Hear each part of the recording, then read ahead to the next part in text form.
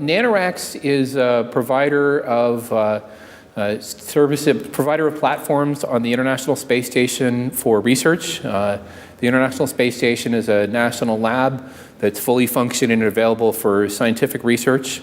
And so we provide commercial opportunities for companies, universities, high schools, even some middle schools, to be able to conduct experiments on the International Space Station. And so we provide our NanoLab platform for being able to provide experiments on the International Space Station. So we use the CubeSat form factor, so it's a 10-centimeter cube.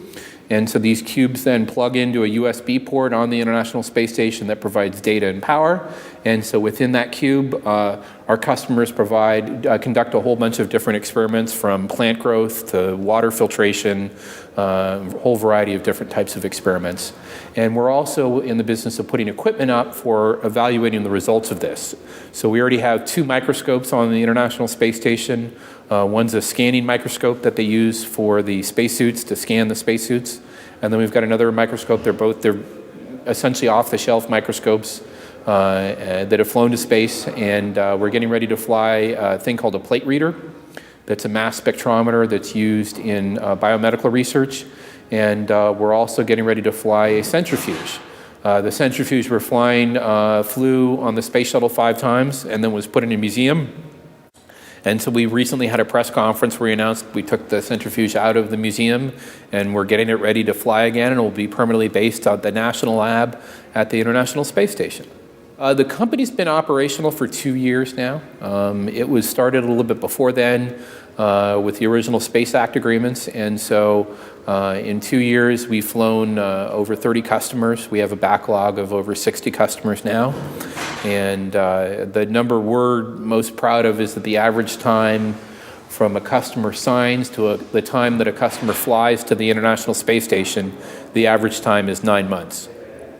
Yeah, we announced that we are building the payload racks for Virgin Galactic for their suborbital spaceship. And so these racks will provide a common standard. It's the same interface that's used on the Space Shuttle and International Space Station experiment racks. And so we're using the same form factor for the Virgin Galactic rack, so that researchers will be able to use the same interface seamlessly from suborbital all the way through orbital.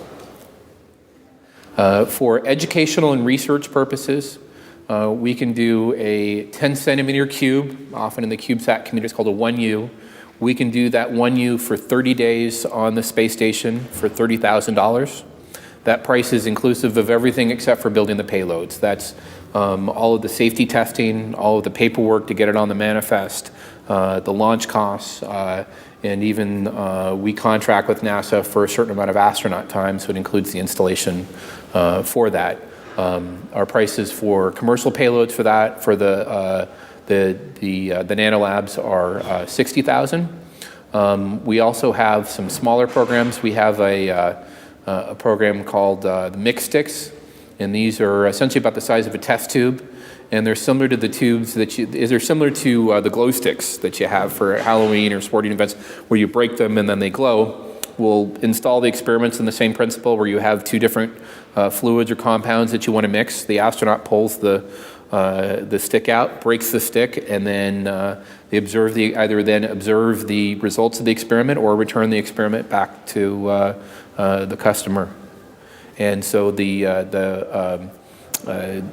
start at $8,000 for educational for those as well. So we've got what we think are pretty much the best prices in the industry. Our focus is very much, we try to take what we call the Home Depot approach, which is to offer the same quality products that everyone wants, but to do it as cheap as possible.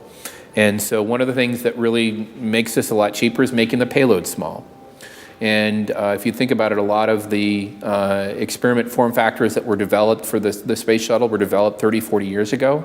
And so electronics, cameras, servos, those are all smaller. Those are all easier, and more importantly, they're all cheaper. And so we have a platform for our nanolabs where not only is the price for getting it to space very low, the $30,000 price, but the price for building the payload can be under $10,000, and that can include circuit boards, servos, the fabrication of the cubes, everything else like that. So all in, the customer can develop payloads for not a lot of money.